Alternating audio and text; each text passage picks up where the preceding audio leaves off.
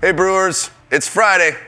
You know me. I'd like to get to know you, so like and comment, share, you know, that kind of shit. Let me know where you're at. Let me know what you want to do. So I'm in Canada. There's about to be a big old beer tax hike coming. Take a hike, Ottawa. We drink responsibly. So tax responsibly. Also, we're heading into a recession, apparently. Canadian money is also called the loonie. How can you take an economic crisis seriously? But I'm not here to talk about fucking politics. I'm just here to tell you how to save some money making some beers. We all love those hazies. You know, but they're like $4 or $5 a can, maybe even $6 a can up here in Canada. So how can we make some on a beginner's in a short amount of time? So we're gonna do a Cooper's Hazy. You're like, Brad, there ain't no Cooper's Hazy kit. Yeah, I'm fucking aware, that's lame. I've even seen some videos about their Pro Brew. Doesn't really look like how we do hazies here in North America. They've got a kit like their Cooper's Advanced kits, which is basically take a Cooper's can and like do a whole side brew that's basically a partial mash brew off to the side. In my opinion, and by all means, let me know what you think about this, I think that's putting lipstick on a pig. Like, why are you gonna take this can and try to like make it? No. Grab a grain to glass partial mash kit. You want to get into that. You want to spend 3 hours brewing, get a grain to glass partial mash kit. You're in the States, get a more beer, get a Northern Brewer. You're in Australia, I don't know what the fuck they're doing down there, but let me know, because I'd like to know. So, I'm not quite sure exactly how I want to do this. All the Cooper's Advanced kits start with a Hefe, which makes sense. It's the only one that has wheat and generally ends up hazy to begin with. So like that makes sense, but I'm like, do I want some hops in the boil? So I'm either gonna do 2 Hefes and a Brewing IPA, no brew enhancer, no nothing. We're gonna get all malt, baby. Or we're just gonna do 3 fucking Hefes and dry hop the fuck out of it. I really don't know, because I know this is gonna bring our color more towards orange, which is again, not really how we do hazies in this country. So I'm just gonna flip a coin. Got my loonie, never been to Canada. This is our $1, right here. It's got the queen on the back and a loon. Heads, Brewing IPA, tails, Hefe. No, it hit the table. It hit the table. So what? It's heads.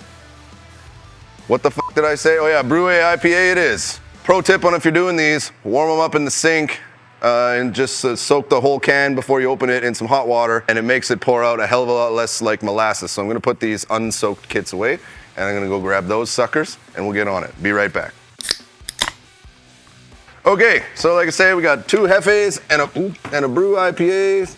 First thing we're gonna do, toss out that Cooper's yeast. If you wanna use it to make pizza, that's what I would do it with. We're gonna use Verdant IPA, my favorite hazy yeast. Use it all the time, use it in Bat Country. And then we're gonna do 2 layers of dry hop. First one we're gonna do at Hykrausen, our Bio Transformation one. That's gonna be Cryo Sabro, Cryo Mosaic, and Cryo Citra. So I can't actually do that until we hit Hykrausen, which will be about tomorrow. I'm gonna so I can stir this in with my handy dandy wine stirrer while we pour it in, as opposed to letting it all soak at the bottom and trying to get our stir on. I'm gonna get my lovely assistant, Kevin, to come and help me out here. All right, so Kevin, let's open these suckers up. Yeah, first thing we're gonna do.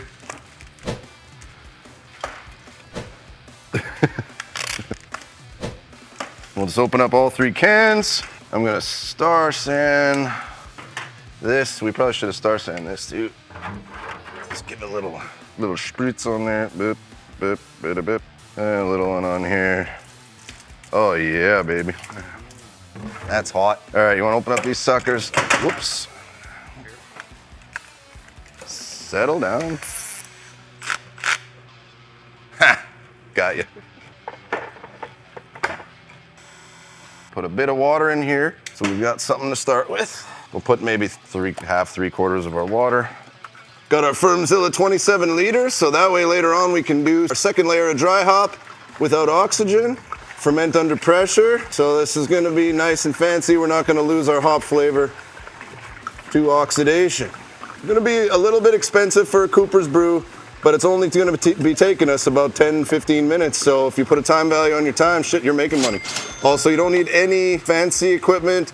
Like, yeah, I'm using the fancy fermenter, but you don't need this. You can do this all in a pail. You don't need the Brewzilla. You don't need like 6-hour brew day. And all kinds of this stuff. There's no real science happening here. Just follow my recipe. Put that down. Let's not use sarsan for that. So Kevin, I'm gonna start stirring this. If you can start just pouring those in kind of slow as we go here.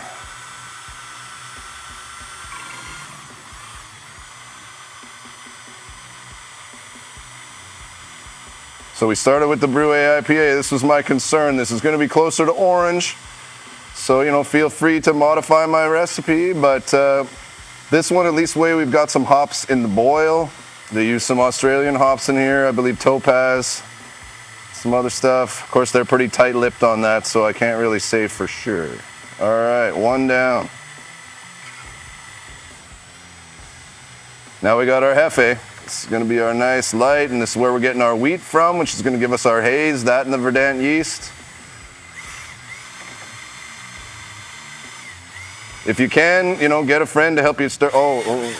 Help you stir. Keeps it from collecting at the bottom. You're going to get a more accurate gravity reading. And I've never actually used 3 cans before, so I'm not quite sure. So we're definitely going to be checking. Dump the rest of that. My arm's about to fall off here.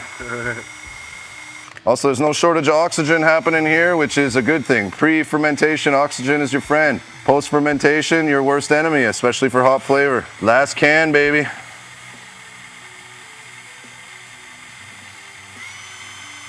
And the fucking drill died. Oh, man. I might have to get into the manual stir. This other battery's almost dead, too. Pro tip, check your fucking batteries before you start this shit. All right, let's just dump that rest of that sucker in here because I got about 2 seconds of battery life, so.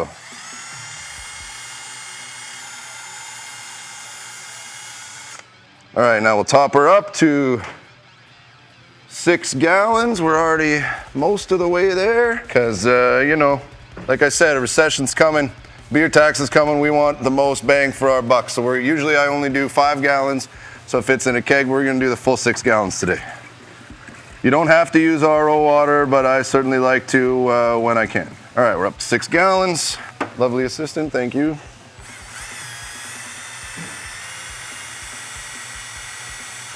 So I'm just gonna give it as good a stir as we can so we can get a pretty accurate hydrometer reading. So like I said, I was a little worried about this with the adding the Brewing IPA in there. We got a little more color than I would like for a hazy, so maybe next time we'll try it with 3 Hefes. But this is certainly gonna get us in the ballpark. Kevin, thank you. I'm gonna star sand my hydrometer. And if you've got a nice big open fermenter like this, don't be shy. Don't just make sure your hydrometer is good and sanitized. Drop it right in. We're gonna have to guess a little bit because we got this big foam here, but let's see how she goes. So 3 cans at 6 gallons is giving us, by the time we hit the bottom of the foam, about 1050. So it's gonna give us a nice, sessionable Hazy IPA. Boom. So guess what? Brew day is pretty well done. I'm gonna sprinkle in my verdant yeast. We're gonna seal it up and I'm gonna put my spunding valve on it when I put it in the magic box. Certainly smells like wort. And this way we don't have dextrose, we don't have those other things that are unhopped and unboiled that are going in here.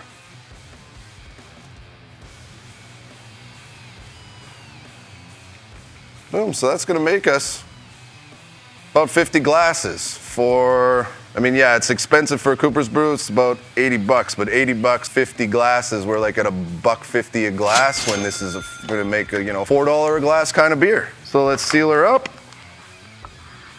Oh, you also may have noticed that I didn't open this valve on the bottom. I just didn't want all the Cooper's juice sitting at the bottom, so I'm gonna open it now.